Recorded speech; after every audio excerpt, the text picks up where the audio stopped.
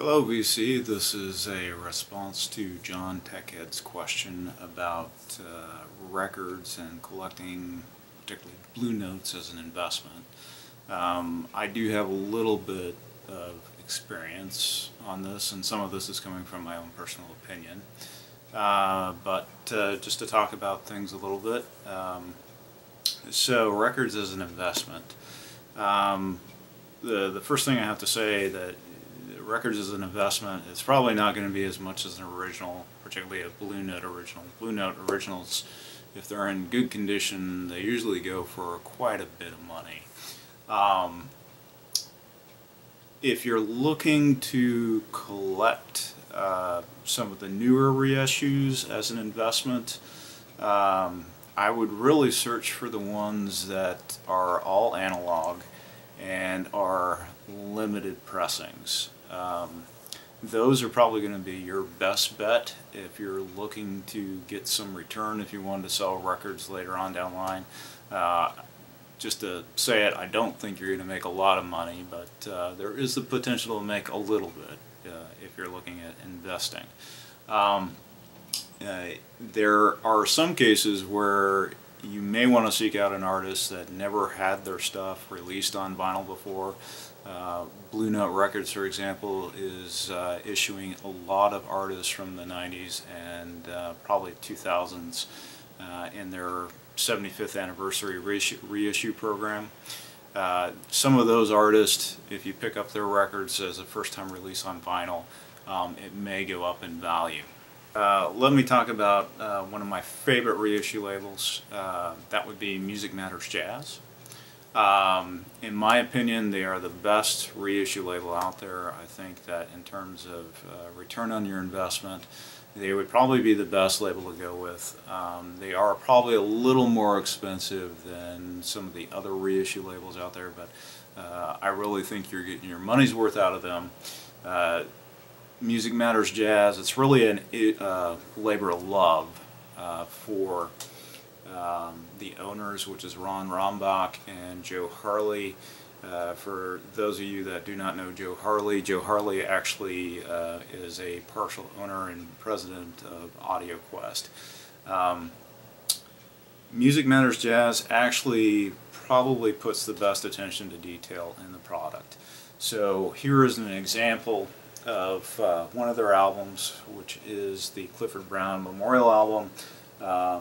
As I said, they put the most detail in terms of the packaging. In a lot of cases, they are actually using the original photos and they are recreating the artwork for a lot of these. All of the albums are gatefold, so you get a nice shot of the band on the dates that they were recording the particular album. The liner notes, or the back album notes, are all complete there as they were. They use tip-on jackets, which is like the old school where they had glued on the jacket on top of heavy-duty cardboard. All of the records come in nice plastic sleeves. I think you've seen Dr. Deadwax use some of these. All the records are pressed on 180 gram vinyl. The labels themselves, they do their best job to make it just like the original.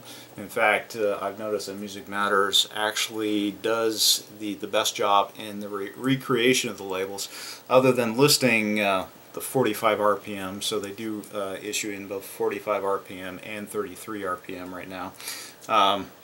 They will actually look at the label at the date the record was actually released and try and make the label as it was. So even the little registered note at the Blue Note, you'll notice that on the ones where the Blue Note actually included the little R, they will actually put it in there.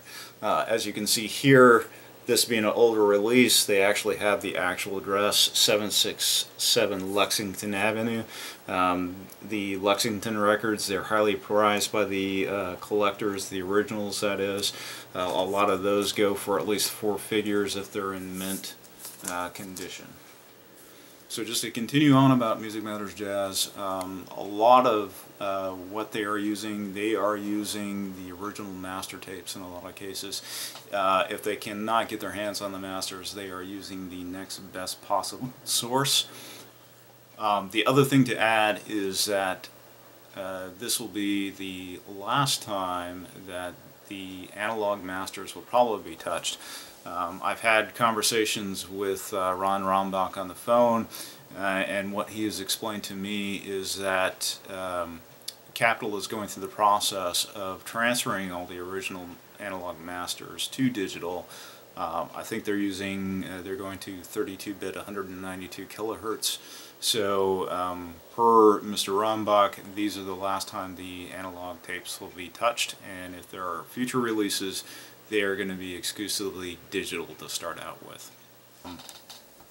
The other thing to mention about Music Matters is they started out with 45 RPM presses at the very beginning of the program, and just this year they have transitioned to 33 RPM.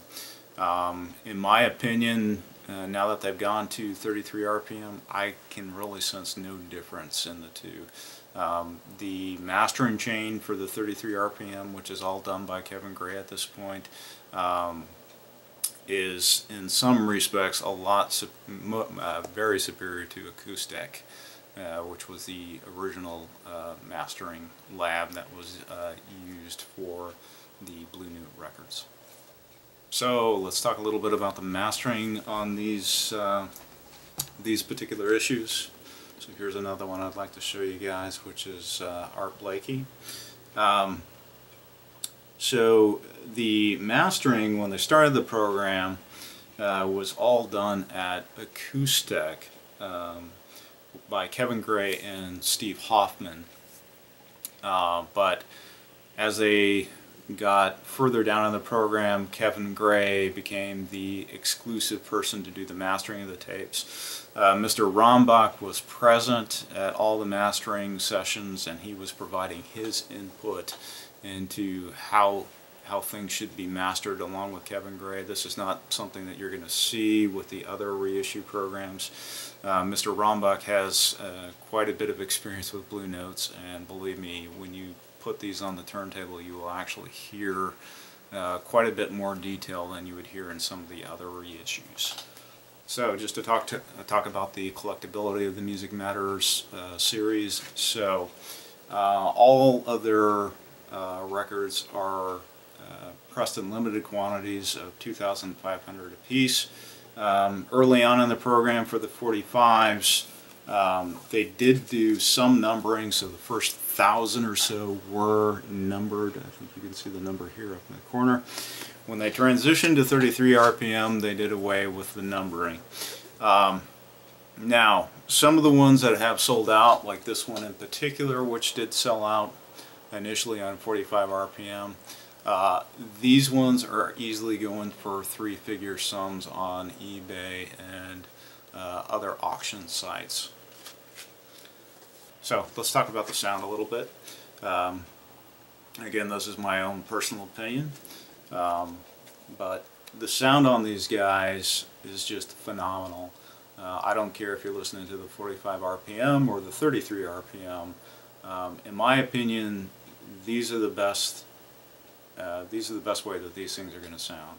I do have a handful of original pressings to compare some of these two, and I have to say that in my opinion these guys sound much better in some cases than the actual original issues.